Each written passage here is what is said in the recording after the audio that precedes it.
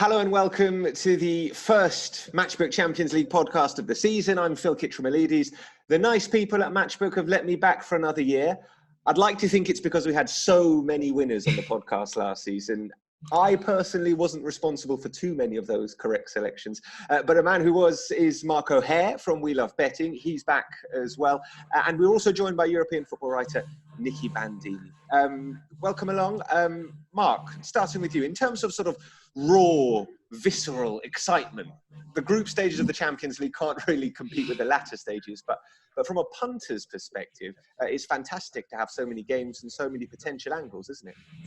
Yeah, it's a bit of a puzzle if I'm serious about it, because there are so many games and there's so many different teams from different leagues, and it's very hard to kind of correlate team strength from a ratings and rankings perspective. So it can make it a bit of a puzzle, but you can't complain when there's so many quality football matches on a Tuesday and Wednesday night. Yeah, there are quite a few mismatches too.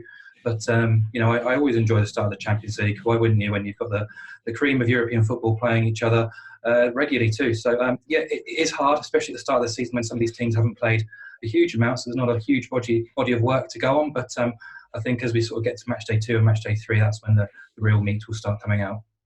There are some really big games on Matchday 1, so plenty for us to look forward to. Nicky, Liverpool, obviously the defending champions, after beating fellow Premier League side Spurs in cruel, heartbreaking fashion last season. Obviously not for you and not for Liverpool fans, but anyway. Do you think we could see Premier League sides dominate the competition once again? I certainly think when I look at who I feel confident about right now, English clubs are at the top of that pile, including one English club who still haven't won it, Manchester City. They're just one of the teams that I look at and think, well, they are set up. I know they didn't win this weekend. I don't have any long-term concerns about them just because of that game against Norwich. Whereas a lot of the other teams who you might think of as front runners, there's just enough about them that gives you pause at the moment. I think certainly to go straight to Serie A, obviously my natural home, Juventus with Maurizio Sarri have a lot to show us still. They have this very bloated squad, and in his first game on the bench this weekend against Fiorentina was really, really disappointing performance, very flat. Napoli, well, I think they've made some good signings this summer. They've started the season in a very, precarious way defensively. They're certainly good going forward, but they don't look to me like a team that's set up to win the whole thing. You could go across to Madrid and think, all of these things we thought were going to get resolved in the summer with Gareth Bale and even James Rodriguez, who now suddenly looks like he's at the core of the team, have not gone the way we expected them to.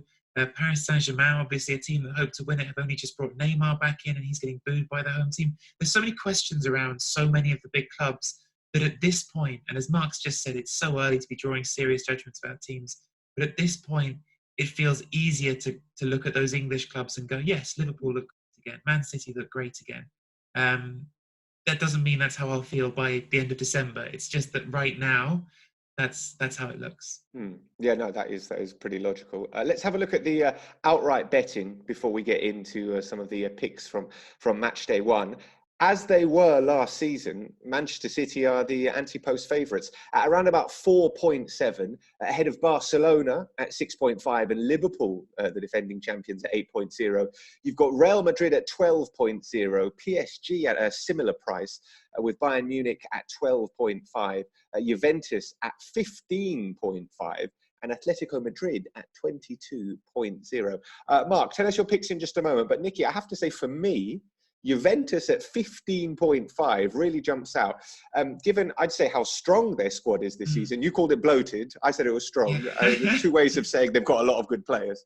Yeah.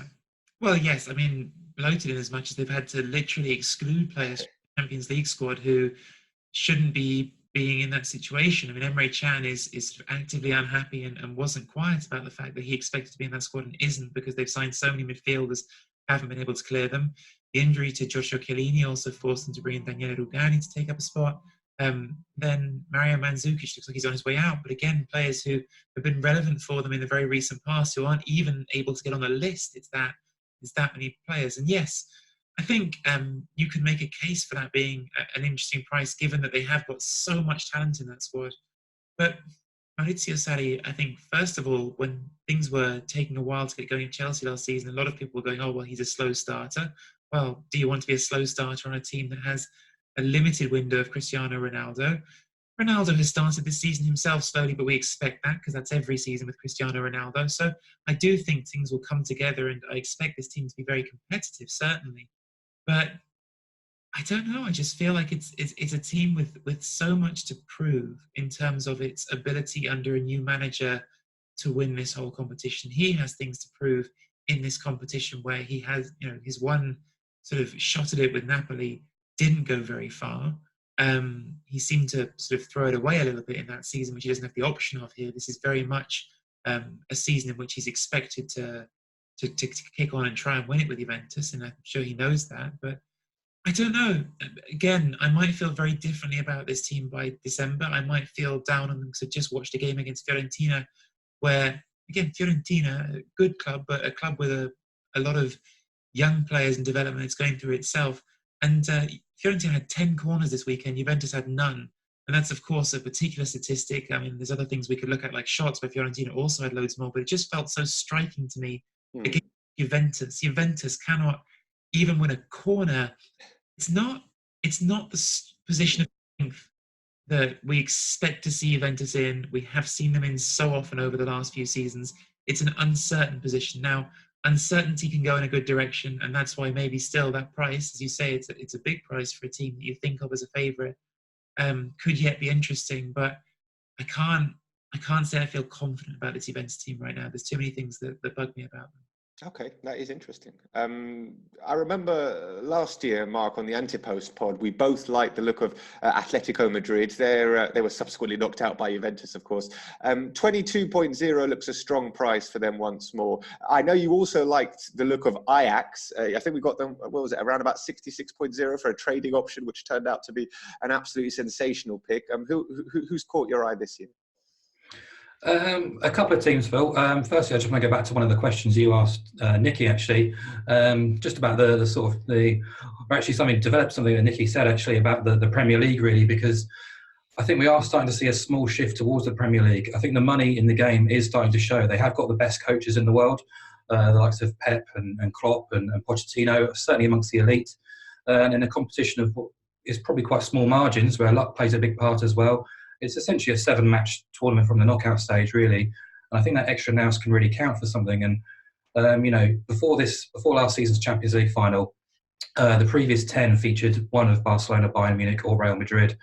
Now, I wouldn't look at those 3 teams and suddenly say they're serious contenders this year. They're obviously going to be there or thereabouts, but there's doubts about all of them. I think you can pick holes in all the leading contenders.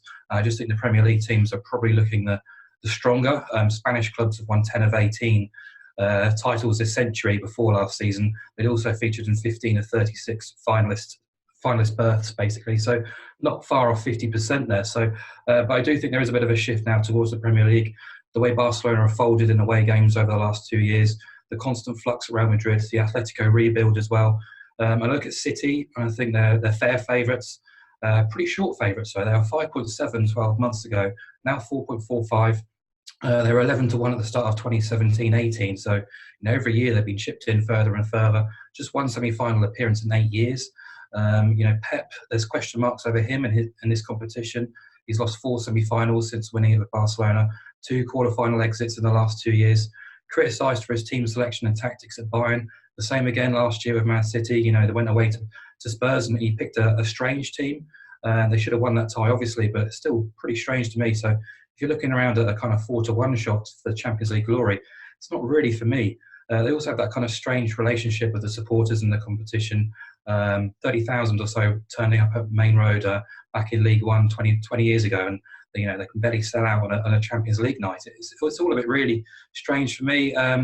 So I kind of look, and I don't think Barcelona deserve to be second favourite, so I look to Liverpool. I think they're a very good price. They were 11-1 last season, into around 7-1 this time around. Finalists the season before winning it. It's easily forgotten, but they were very, very close at missing out on the knockout rounds last year. They lost all 3 away games and squeezed through against Napoli on Matchday 6. But apart from that, they've been pretty, sensational. I presume they'd be focusing on the Premier League more so than the Champions League, and kind of wrongly ruled them out of contention last year. But the sort of consistency, the conditioning, the ability to go so strong in both competitions really, really impressed me. I think as an opposition team, I think Liverpool, more so than any other team in this competition, you'd be fearing if you were drawing them in the knockout stage. Not just the sort of energy, the physicality, the pace, the ability. It's the confidence, it's the Anfield factor, the Klopp factor as well.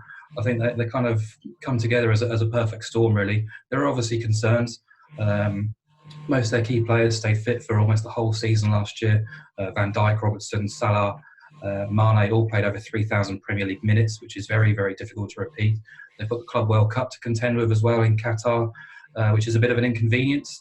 I don't think it's been massively strenuous for them, but and then defensively too, I think you can probably pick holes behind the fullback positions of Alexander-Arnold and Robertson too. But I think if you're looking at this team as who do you not want to draw in the knockout stage, Liverpool have to be right at the top of that list. And for that reason, for me, I've seen enough evidence in the last 2 years that they can win games in a whole manner of different ways. And I just think that price is too big. I think they should be second favourites behind City. Outside bet? Nothing quite as glamorous as Ajax, I don't think, but RB Leipzig certainly stand out. I think you can get them around 71 now. It's more of a back-to-lay trading position, really, than a serious tilt at the title. There were fourth seeds in the draw, but they've been given a really manageable group. Zenit were the top seeds. They're in there, Lyon and Benfica. Now Zenit are a fading force. Always question marks on Russian teams on the road. I think Benfica have had a horrendous last 2 years in the competition, and Lyon probably the main rivals there. So I think Leipzig are fair favourites to win that group. They've been clipped outright from around 100 to 1. So obviously people seem to think that there is potential there. I think Julian Nagelsmann, who's still only 32, which is just ridiculous, really. He's just an outrageously good coach. Worked complete miracles at Hoffenheim to bring them from the relegation zone to the Champions League football. Didn't really thrive with Hoffenheim in the Champions League or European competition, but it's got much more resources now. Probably got one of the Bundesliga's best goalkeepers in Galashi. Werner signed a new deal. Sabitzer's earning rave reviews again. Konate's a tremendous athlete at the back as well. I think they've got depth. I think they've got adaptability. They've got goals in them, pace, power, confidence, energy. I think they could really bloody a few noses if they got the opportunity to. And I think there's a few parallels between this team and what we saw from Ajax last year. So, yeah, I think they'll go quite well.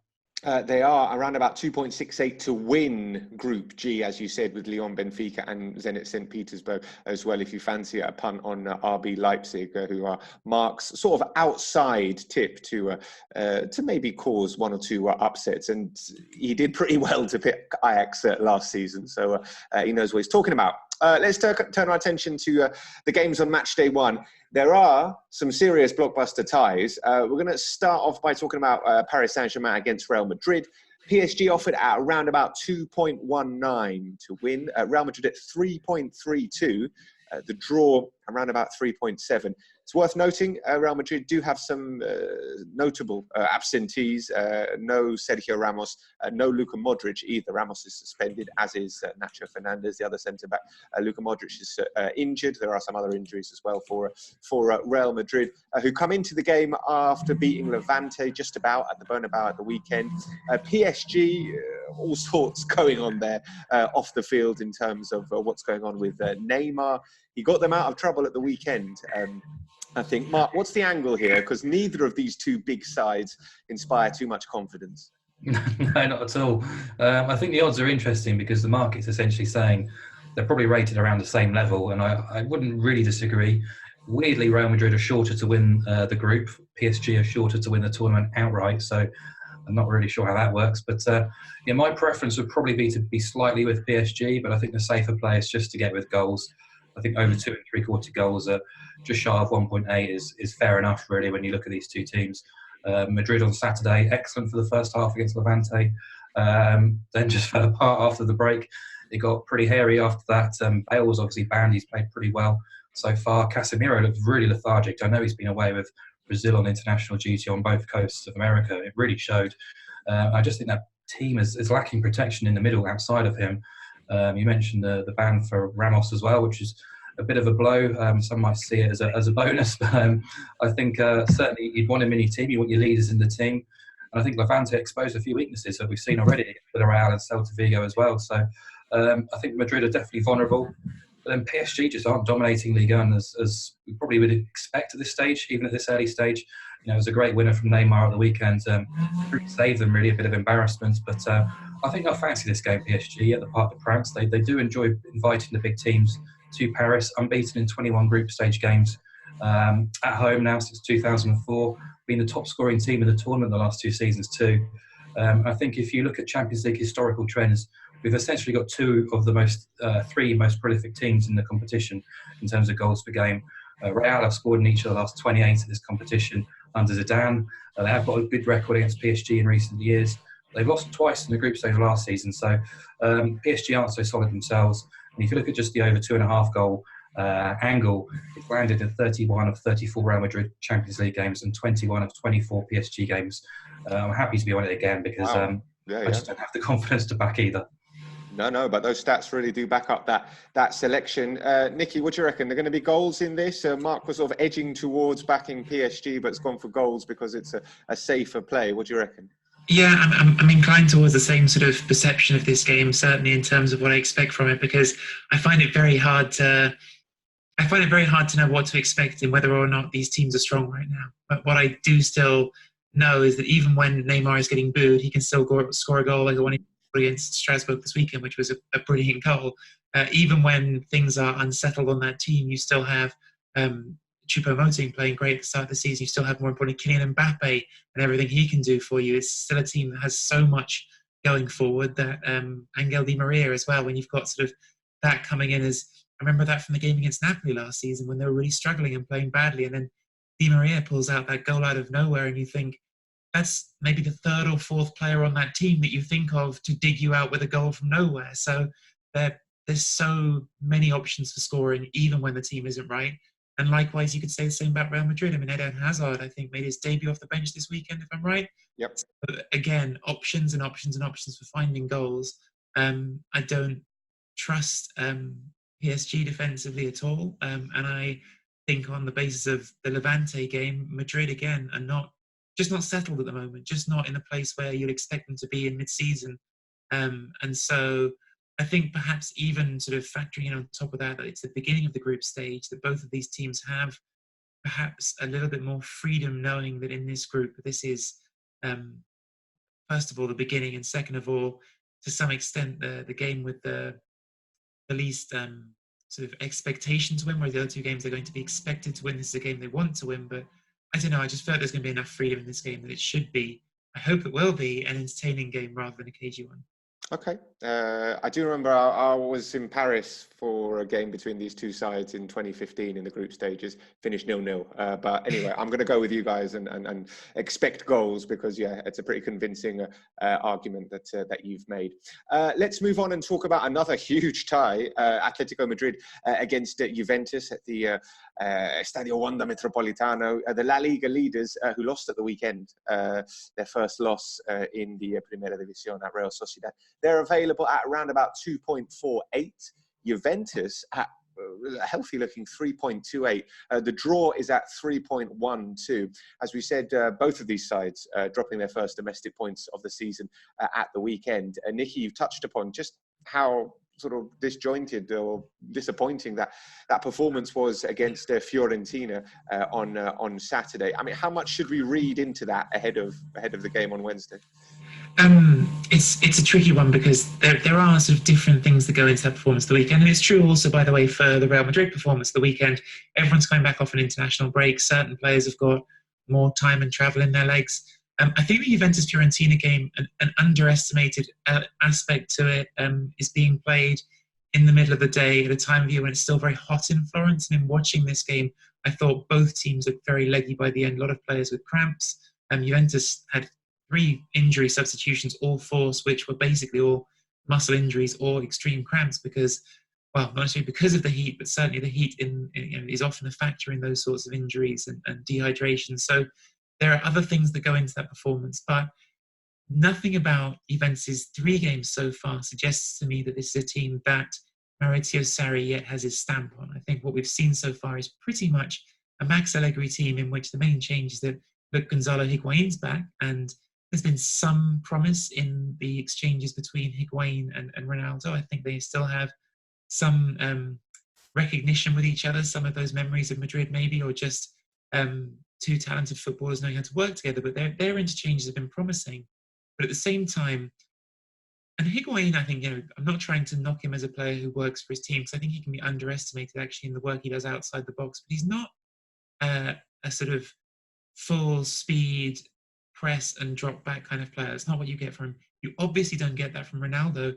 And the front three that Sarri is going with so far is those two and Douglas Costa. Now, Douglas Costa, again, is not a player you expect to be contributing as much defensively. So straight away you think, this doesn't look like a Maurizio Sarri team with the high press. Where is the energy from two of those players, and where is the I don't know, the selflessness, I would say, in the case of Costa? I don't find him a very selfless player. So there's questions there. At the back, Chiellini being injured is clearly always huge. I mean, he's just still, even as he gets up in years, a fantastic defender. But we also have to say, and I'm not damning him or the signing at all, because I think that would be ridiculous for a player so young so early, but De Ligt has not played well in the 2 games that he's played. So you have an immediate question mark going into a very big game about a player that has this huge expectation on him, who I don't think is necessarily a good partner for Bonucci in that back four. I think in some ways you might even look elsewhere in the squad for a player who, just in terms of what they each give you, in terms of what Bonucci is as a defender, who needs someone more like Chiellini alongside him, someone who is very much going to do the physical role, going to do the man marking role. Is De Ligt yet that? Is he going to be that? I'm not sure. So I think Juventus are, for such a big game, not in a great spot right now. Again, we should probably say, for all I'm saying that, they've played 3 games so far in Serie A. Those games have included a game against Napoli and a game away to Fiorentina, who are a good team and also a team that really hate them. So a team with a rivalry where it's a lot on that game. So to come away from that with 7 points, we're not talking about some sort of catastrophe, but I just don't look at this team and feel convinced by it at the moment. And so I think this is not the best timing it could be to be playing such a big game in the group. Okay, that's good. That's very interesting insight, because I was looking at Juventus. I was thinking, 3.28 is a good price for them to win. 15.5 is a good price for them to win the competition. And then Nicky sort of just brought me down to earth a little bit by just explaining 1 or 2 things. Mark, Atletico, I was looking back at their defensive record in the Champions League at home. It's incredible. I think they've kept 20 clean sheets in their last 26 home matches. I mean, they do keep a lot of clean sheets anyway, but in particularly in Europe, they've made it a real fortress. With that in mind, are we going for unders? Obviously, it was 2-0 the last time these two sides met. Well, it was Atletico's last home game in the competition in April, I think it was, against Juventus. They won 2-0. They kept a clean sheet. Unders on that day banked. Are we going for that again? Yeah, I think for me it's probably the most obvious angle, really, because it's quite an interesting group if you look at the teams outside of these two as well. You know, it's not plain sailing for Atletico or Juventus in this group. You mentioned that game in February. Atleti went off at 2-1 at home to Juventus that day, which is quite a big price, really. And you look at the price for them this week, midweek, it's not really one that appeals to me because, well, Nicky's talked about Juventus not necessarily thrilling or, you know, looking the well-oiled machine we might expect. I don't think Atletico have been that team either so far. You know, obviously they beat Juventus last time and then imploded in Turin. And in Madrid, they have been very, very strong in this competition, it must be said. 3 defeats in 39. And actually, when they've taken on the big guns in Madrid since 2013-14, 7 wins, 1 draw, 0 defeats, hosting Real Madrid, Bayern or Juventus, conceding just 1 goal. Really, really impressive stuff. But 7 of those 8 games banked for unders backers. 4 of those 7 wins are 1-0. 1 game ended 0-0. So, but for me, there's been such a huge turnover in playing personnel at Atletico. You know, it's only natural it's going to take time for them to find their groove. I know Simeone probably wants to try and shift the system to be a little bit more adventurous. But what I've seen so far has been kind of more of the same, really. 4-4-2 and kind of just doing enough to get victories. You know, coming into this weekend, no La Liga team had attempted fewer shots than Atletico, which is crazy, really, when you look at the attacking quality that they've got available to them. And I think Matchday 1 at home against a major rival in a tricky group wouldn't be a huge surprise to see quite a conservative, a cautious approach from Atletico, just trying to avoid defeat, really, or just sort of sneak a victory.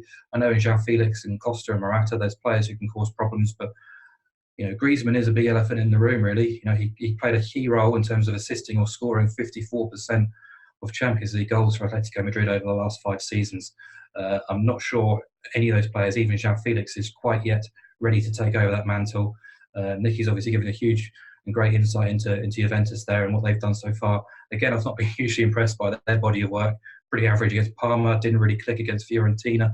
The injuries obviously played a part, and De Ligt was at fault for at least 2 of those goals against Napoli in what was quite a magnificent game, really. So I just think with fitness levels, the intensity of both teams so far, I just think it's an occasion where I think both will settle for a point, and in that situation, I want to be with the unders. So under 2.25 goals, I think is very fair at 1.75. I think the goal line was about 2 coming into the first leg of that knockout tie back in February.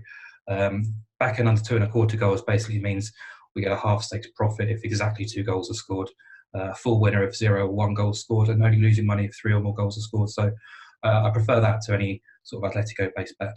Yes. Okay, let's move on because there's still lots for us to get through. Matchday 1 also sees Barcelona travelling to Germany to take on Borussia Dortmund. They're almost certainly without Lionel Messi at the time of recording. We don't know 100%, but 99.9% sure that Messi isn't going to feature for Barcelona. He hasn't played this season. You can get Barca, they're still favourites to win even without Messi. You can get them around about 2.33. Dortmund 3.06 and the draw at 3.7. Mark, we spoke a lot last season about Barca's away problems in the Champions League. Just 4 wins from their last 13 matches on the road. Away at Dortmund, who are scoring goals for fun. We're getting the hosts on side, aren't we? Or if not, why not? Good question. I'm still not convinced with Dortmund. I know I fancy them sort of outright to give Bayern a real good go in the Bundesliga, but the defeat against Union Berlin before the international break really was quite alarming. It kind of brought back a few old issues that resurfaced, really. The soft centre, the unorganised defence, despite kind of Mats Hummels coming in and apparently being, I wouldn't say the saviour, that's a bit harsh, but, the kind of reassuring presence. It wasn't there against Union. It wasn't there for a couple of games before this weekend against Leverkusen. Axel Witsel was missed as well. And he really sort of lacked that kind of defensive midfield figure. He came back on Saturday against Leverkusen and they responded pretty well. Obviously, the result looks like it was a magnificent performance from Dortmund. I don't think it really was. They kind of, Leverkusen played into their hands, really. Dortmund were very incisive and clinical on the counter-attack. And I suspect they'll kind of want Barcelona to take a similar approach here, dominate the ball and play on the counter-attack. So, potentially, Dortmund could look a very good price because this game is well set up for them. But that's what I'm saying. That's what I was saying to you. Yeah, I mean, to be honest, when I was looking at this game first, I wasn't sure of Messi's fitness. You seem quite confident he won't be involved. I'm not confident with Barcelona, but I'm also not confident with Dortmund. I kind of got they kind of bagged me down a few times last year in the Champions League when at home, and I fancied them as well. Their home record in the Champions League recently has not been good. And I just think I'd rather be with goals here. It's just on the cusp of being backable, really, around 1.7 for over 2.75 goals. Because if Dortmund are going to win, they're not going to keep a clean sheet. So I'd rather be with the goals, really.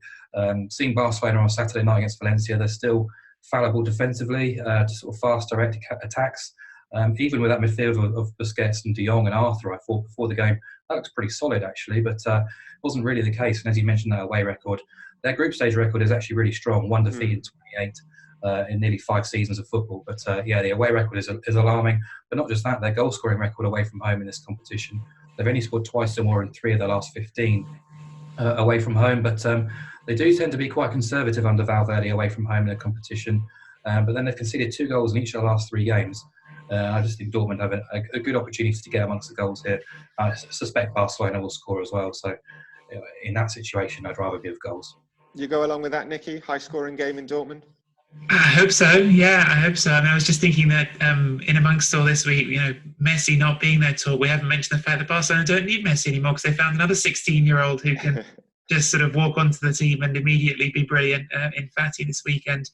I think Mark's made a good point about Barcelona away from home and perhaps not always playing in such an adventurous way under Valverde, but Dortmund just seem to always play in an adventurous way when I watch them, certainly over the last season and a half, and it feels like that's their mode. That's how they know how to play. So I think that's the game I expect. Okay. On to Liverpool against Napoli at the Stadio San Paolo. Of course, they met in the group stages last season.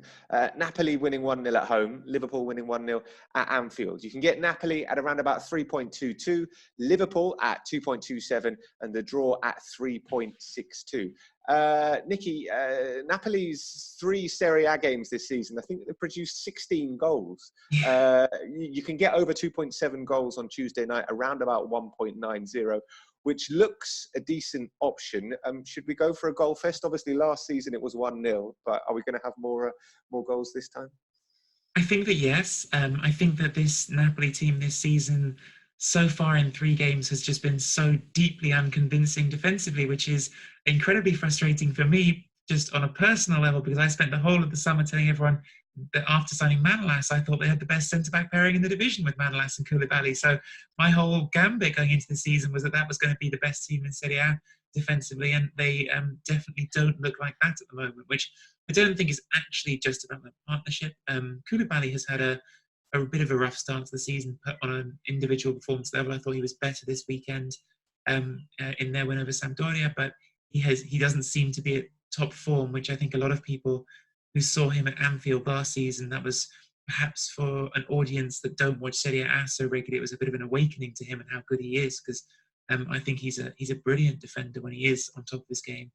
I think it's more just the way that Napoli are playing this season under Ancelotti so far. There seems to be a real lack of balance in midfield. They're committing so many men forward. They're leaving spaces behind the midfield that you've seen Fiorentina and then Juventus certainly both just hugely exploit those gaps and end up with sort of basically players with huge run-ups at Koulibaly and Manolas and able to exploit those spaces in between. And I think that if they give the same to Liverpool, it's potentially going to get really ugly because there's so much pace there. You'd hope that Ancelotti's picked up on some of that. It's one of those things hard to unpick. They were slightly better in that area this weekend, but they were playing a worse team in Sampdoria. And even then, there was still Mario Rui made one sort of colossal error that led in, I think it was Quagliarella, and it took a brilliant stop from Alex Merritt to keep the clean sheet. So to me, they are still a very, they have a lot of questions to answer in that section of the pitch. But yes, they are going forwards very, very compelling. I mean, Dries Mertens had a brilliant game at the weekend, scored 2, hit the bar. Fernando Llorente made his debut and gives them something different. I don't sort of mean to say him as, look, here's the sort of the star feature, but certainly gives them a different option. Hirving Lozano signed this summer, had a really great debut against Juventus. Looks to me like someone who's going to offer them something different again. And then you've still got Mertens, Insigne, Callejon. There's so many options that it should be a great end-to-end game with attacking potential to both ends. As you say, it didn't work out like that in the Champions League last season. But I think that the way Napoli have played so far this season, I find it hard to imagine them being involved in a 1-0. They just haven't played like a team that would know how to get into a 1-0. And so unless Ancelotti has something different in mind for this game, and definitely don't rule that out because he's exactly the sort of manager who does do things like that, who does come up with specific game plans for specific games. But yes, going on what I've seen, I would go with goals in this one. Okay, good. I felt good about over 2.75. I know Mark feels good about over 2.75 as well, right? Yeah, I think you got to at that price. You look at the match odds actually coming into this game. Napoli were slightly bigger than the current odds to beat Liverpool last October here.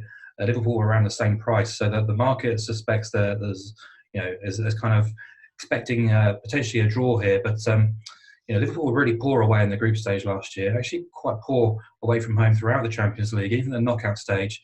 They barely had any shots on target. I don't think they had any shots on target in Napoli last year.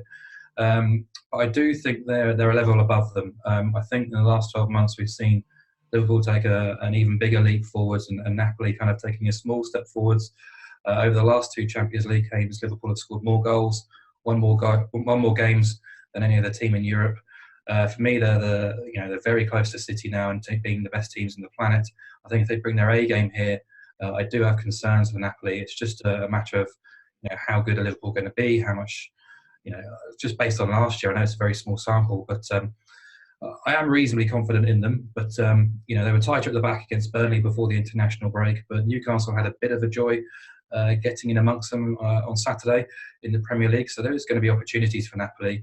And just looking at Napoli, really, the first 2 games of the season against Juventus and Fiorentina were absolutely thrilling. But I think at home, they have to be the aggressors. They have to be seen as the aggressors, at least in front of their own fans. So I don't suspect they'll sit back and try and defend and get a 0-0. because it's not going to work really. So in that sort of sense, I'm trying to sort of second guess Ancelotti here, but I do suspect they'll come out and try and play on the front foot, and that should open things up for Liverpool at least. So yeah, has to be goals for me. Okay. Final game we're going to look at briefly, because we're running out of time, is Chelsea against Valencia. Chelsea, you can get them at 1.86. Valencia, big price, 4.45, and the draw at 3.8. Valencia almost inexplicably sacked their popular and successful manager Marcelino Garcia in midweek, and disagreements, I think it's fair to say, with the owner, the Singaporean businessman Peter Lim. So in has come Albert Celades for his first managerial job in terms of a club role, a big one, and he lost 5-1 at the Camp Nou against Barcelona in his first game. Second game is at Stamford Bridge in the Champions League. It is a big ask for Valencia. Chelsea are looking, I'd say, a decent price at 1.86, but I think, Mark, you fancy another high-scoring game in this? Yeah, I don't really fancy Chelsea odds on, to be honest. I know Valencia have got a good record, or a terrible record actually in England, 2 wins in 18 trips. But I kind of looked at their performance on Saturday night, considering the circumstances with what's happened in the week, and I was quite impressed. The scoreline doesn't suggest it was too close, but it wasn't that far. You know, you look at the shots in the box count; it was only 8-6 in Barcelona's favour. Barca were really clinical in their finishing. And I don't see anything to really worry me in this Chelsea team. The 5-2 win at Wolves was really flattering. They were very clinical themselves, Chelsea. If you look at expected goals, there was only 0.58 between the two teams, despite that final score. Tammy Abraham, you know, improving his reputation, great finishing. But yeah, I've got many question marks over Chelsea this season. They're really lacking their balance, and I think most of their best performances have come away from home, and they've been allowed to play a little bit loose, a little bit with the handbrake off, really, because at home, the second half against Leicester was really poor. The second half against Sheffield United, they barely tested a newly promoted team at home, which is, you know, quite embarrassing, really. There's issues, I think, in the balance of the team. N'Golo Kante is probably going to be missing again. They don't seem to have any kind of player there capable of kind of protecting that defence, which is not impressing me at all anyway. So I think for me, the better angle is to get with goals, because I think still at this very early stage with Celades in charge and Marcelino kind of ghost moving on, it's very difficult to know where Valencia are really going to be at coming to Stamford Bridge. It's a difficult game, obviously, but I think just looking at Chelsea under Lampard in the Premier League, 4 out of 5 have gone over 2.5. 4 out of 5 saw both teams score. 4 out of 5 actually went over 3.5 goals as well. So I think if you're getting an odds against price, which we are, and over 2.5 goals, I think that's very fair. Okay, forget everything I said about backing Chelsea. That's a very good argument to maybe not get with them and to get with goals. They are certainly conceding a lot of goals, and Valencia do have firepower going forward. They really do. Nicky, are you as unconvinced about Chelsea as Mark? I just, again, I think what Mark said and what sort of is perhaps borne out by Mark's tips this week, always sort of focusing on the goals. It's just so hard to really understand where some of these teams are at the moment. And you know, I have to confess, I didn't get to see the 90 minutes of Chelsea this weekend. So that scoreline jumped out at me as soon as I saw it. I was like, wow, that's really impressive. But what I've seen from them previous to that this season, yes, I haven't been convinced that they are yet the team that I'm sure Lampard wants them to be. So, yes, it's a really striking result to me, because I think Wolves are a good team. And so to go there and do that at Molineux is something very surprising. But it's not enough for me to suddenly trust them. But as you said, Valencia also a team in a very uncertain moment with a new manager coming in. So who knows on this one, frankly, from my point of view. Okay, I will stick with goals then. Who knows? But yeah, go for goals in that one. Let's round up our best bets of the week then for match day 1. We've got PSG against Real Madrid. We're going for over 2.75 goals. Atletico Madrid against Juventus. We're going for under 2.25, under 2.25 goals. Dortmund Barca over 2.75 goals. The same bet for Napoli against Liverpool, and Chelsea against Valencia. We're going for over 2.5 goals. So we're expecting quite a lot of goals this week in the Champions League match day 1, and hopefully it should be very exciting. Thank you very much for joining me, Mark and Nicky. We'll speak again very soon. We'll be back, obviously, at the start of match day 2, or just ahead of match day 2, for the second episode of the Matchbook Champions League betting podcast. And remember, subscribe to us wherever you're listening on your preferred podcasting app.